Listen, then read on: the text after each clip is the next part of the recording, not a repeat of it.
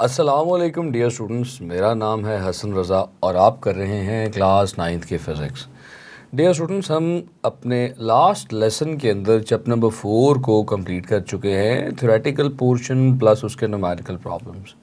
अब हम एक कदम, एक स्टेप, एक सीढ़ी और ऊपर चढ़ आए हैं और हमारा अगला जो टॉपिक है, अगला जो चैप्टर है, that is work, energy and power.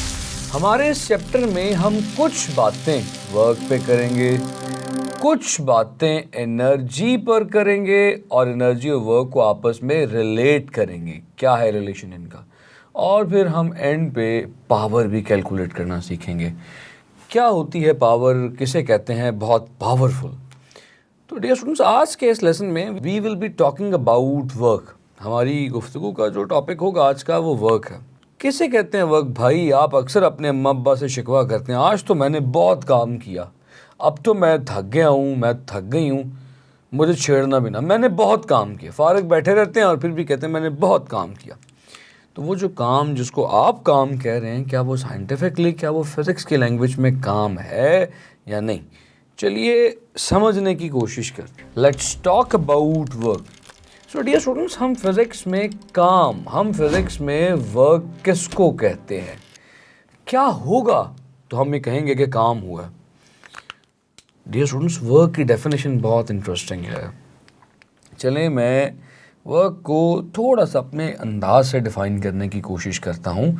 Work is defined as the product of force and displacement covered in direction of force. So work is defined as product of force and the displacement in the direction of force. तो physics की जुबान में आप work को कैसे define करते हैं? ये प्रोडक्ट है किन क्वांटिटीज़ का? फोर्स का। आप किसी ऑब्जेक्ट पर फोर्स लगा रहे हैं और वो ऑब्जेक्ट आपकी लगाई हुई फोर्स की वजह से डिस्प्लेसमेंट कवर कर रहा है, तो वो डिस्प्लेसमेंट जो फोर्स की डायरेक्शन में कवर होगा, उसका और फोर्स का प्रोडक्ट वर्क है। हमें डेफिनेशन ही इसका फॉर्मूला बता रही है। मिसाल के तौर पर W is equals to F multiplied by D. It is simply defined as force multiplied by the displacement. मैं बच्चों को बड़ी सादा सी मिसाल से इस फॉर्मूला को समझाया करता हूँ। सपोज कर लीजिए कि you have a block here. आपके पास एक ब्लॉक है, इसमें आपने अपना सारा ज़रूरी सामान डाल दिया है और आप इस ब्लॉक को अब धकेलते हुए अपने कमरे से दूसरे कमरे लेके जा रहे हैं। तो आप फोर्स इस बॉक्स पर लगा रहे हैं। लेट्स से आप फोर्स लगा रहे हैं इस पर 10 न्यूटन्स, और फोर्स लगाते लगाते इस ब्लॉक ने जो डिस्टेंस कवर किया है वो 2 मीटर्स का डिस्टेंस कवर किया। आपसे कहा जा रहा है कि बताएं भाई आपने कितना काम किया। आपकी मामा ने आपसे पूछ लिया, बताएं भाई कितना काम किया आपने। तो आप कहेंगे मामा, मैं फिज़िक्स सर हसन से पढ़ता हूँ, मैं बता सकता हूँ मैंने कितना काम किया। It is force multiply by distance. तो फोर्स है जी 10 इंटू 2, 20 वर्क किया। तो 20 तो वर्क किया है, तो सर ने क्या आपको यूनिट्स नहीं बताए इसके? तो यूनिट्स भी सीखेंगे ना। The units of works are, force मैयर होती है न्यूटन्स में, डिस्प्लेसमेंट मैयर होता है मीटर में। तो newton into metre is also called as joules. इसको जाउल्स भी कहा जाता है, जूल्स भी कहा जाता है। तो आपने कितना काम किया? आप मामा को बताएंगे मैंने 20 जाउल्स का वर्क किया। So this is how you can calculate the work. इस तरह से आप वर्क को कैलकुलेट करते हैं। डियर स्टूडेंट्स, ये तो एक बड़ा सादा सा केस है, सिंपल सा केस है। आप किसी ऑब्जेक्ट पर फोर्स लगा रहे हैं और वो ऑब्जेक्ट डिस्टेंस कवर कर रहा है, और डिस्टेंस फोर्स की डायरेक्शन में ही कवर हो रहा है। आपने देखा यहाँ पर कि इस ब्लॉक को आपने धकेलना शुरू किया, अब ब्लॉक जा भी आगे को रहा है और फोर्स भी आगे को लग रही है।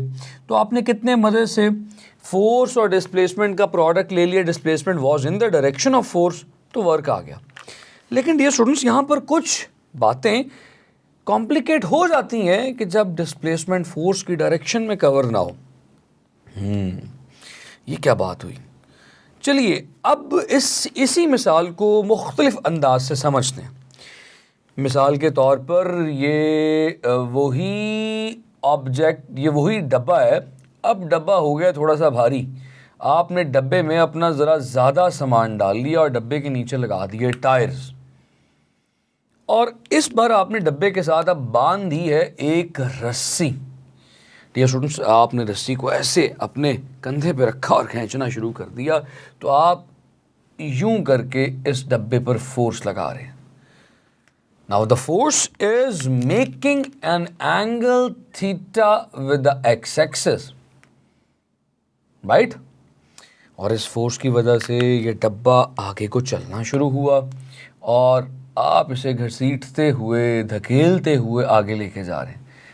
डिस्टेंस या डिस्प्लेसमेंट तो एक्स एक्सिस पे कवर हो रहा है, लेकिन फोर्स तो एक्स एक्सिस के साथ एक एंगल थीटा बना रही है। क्या अब वर्क होगा? क्या अब डिस्प्लेसमेंट फोर्स की डायरेक्शन में है?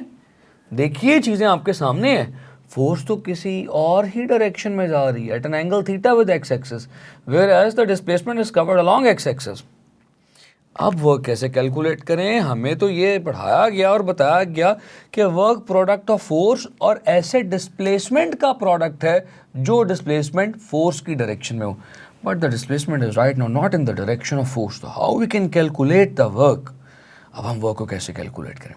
डियर स्टूडेंट्स, मैं कॉन्सेप्चुअली टॉपिक्स आपको इसलिए पढ़ाता हूँ ताकि आप मेरी बताई हुई बातों को अप्लाई करने के काबिल हो सकें।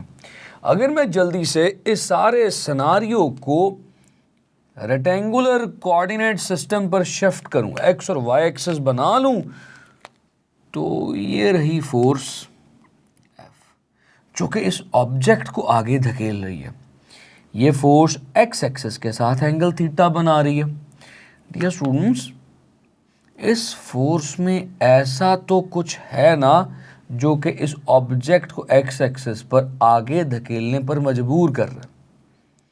क्या है इस फोर्स में ऐसा जो कि इस ऑब्जेक्ट को आगे धकेल रहा है?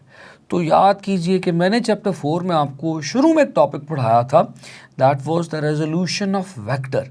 हम वेक्टर से उसके कंपोनेंट्स बनाते थे। तो हम कहेंगे कि सर इस फोर्स के तो दो हिस्से हैं, इस फोर्स में, इस वेक्टर में दो वेक्टर और छुपे हुए हैं। एक वेक्टर बनेगा y एक्सिस के अलोंग, उसको एफ वाई कहूँगा। याद है छोटे होते बताया था, उसको हम एफ साइन थीटा कहते थे। और इसी में एक वेक्टर छुपा है अलोंग एक्स एक्सिस, यानी फोर्स का एक हिस्सा एक्स एक्सिस पर भी है, इसे कहते हैं एफ एक्स, किसके इक्वल होता है F cos theta. My dear students, अगर मैं अब आपसे पूछूं कि आपने इस फोर्स में छुपे हुए दो वेक्टर्स को तलाश कर लिया, एक एफ कॉस थीटा और एक एफ साइन थीटा, तो बता सकते हैं इस फोर्स के इन दो हिस्सों में से कौन सा हिस्सा हमारे इस ब्लॉक को एक्स एक्सिस पर चलाने के लिए रिस्पॉन्सिबल है? यकीनन आप सबका ये जवाब होगा कि sir x component in the direction of displacement है, एक्स कंपोनेंट ही इस ऑब्जेक्ट को चलाएगा। तो फिर अगर आप अब इस बार वर्क का फॉर्मूला लिखें, when force and displacement are not in the same direction, तो फिर आप वर्क कैसे कैलकुलेट करेंगे? आप कहेंगे सर W तो फोर्स और डिस्प्लेसमेंट का प्रोडक्ट है, डिस्प्लेसमेंट तो एक्स एक्सिस पे है, लेकिन फोर्स का एक कंपोनेंट एक्स एक्सिस में है and that is x component. तो फिर वर्क एक्स कंपोनेंट की वजह से हो रहा है, तो फिर वर्क का फॉर्मूला यूं लिखा जाएगा। डियर स्टूडेंट्स, अगर मैं इसको फर्दर मोर थोड़ा सा एलैबोरेट कर दूं तो क्या मैं ये लिख सकता हूं? देखिएगा, W is equals to F X की जगह F cos theta into D, या फिर W is equals to F D cos theta. So this is the formula of the work when the force and displacement are not along the same direction. चलें अब इस बात को भी मिसाल से समझाता हूँ, फिर आगे लेके चलूँगा आपको। आप अपने इस बॉक्स पर फोर्स लगा रहे हैं 10 न्यूटन्स की at an angle of 60 degree, और डिस्प्लेसमेंट कवर हो रहा है वही 2 मीटर्स का। अब आपकी मामा पूछती हैं, बताएं भाई अब आपने कितना काम किया? अब आप क्या कहेंगे, कितना काम किया मामा? फोर्स है जी 10 न्यूटन्स, डिस्प्लेसमेंट है 2 cos 60। डियर स्टूडेंट्स याद कर लीजिए कुछ ट्रिग्नोमेट्रिक फॉर्मूलाज के आंसर cos 60 1/2 होता है। कैलकुलेटर पे करके देखें तो अब आप कहेंगे मामा मैंने 10 जूल्स का काम किया। Now the work done is 10 joules, right? तो देखें काम कम हो गया, काम आसान हो गया। पहले खींचना मुश्किल था, जब टायर्स लग गए तो टायर्स ने काम का मैग्नीट्यूड कम कर दिया। अब 10 जूल्स का काम हो रहा है, काम कम हो रहा है अब।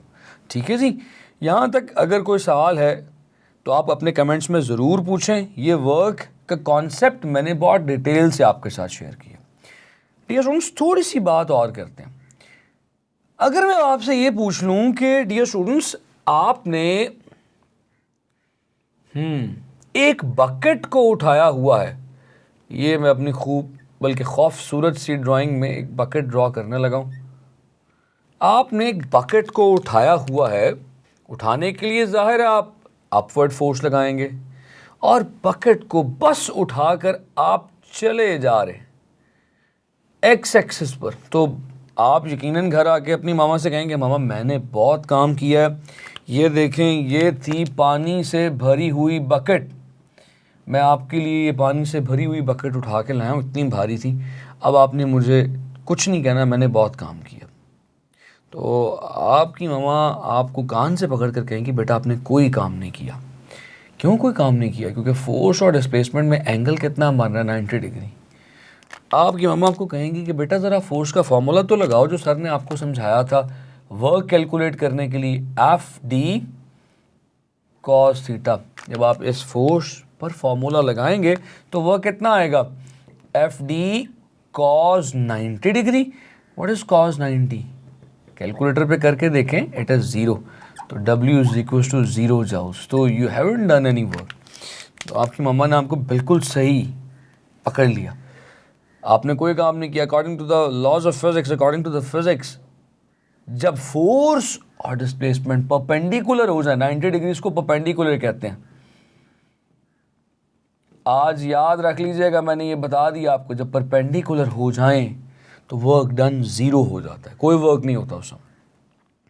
डियर स्टूडेंट्स ये तो वर्क के ऊपर थोड़ी सी डिस्कशन कर ली, लास्ट बात कर लेते हैं how to calculate the work using graphs.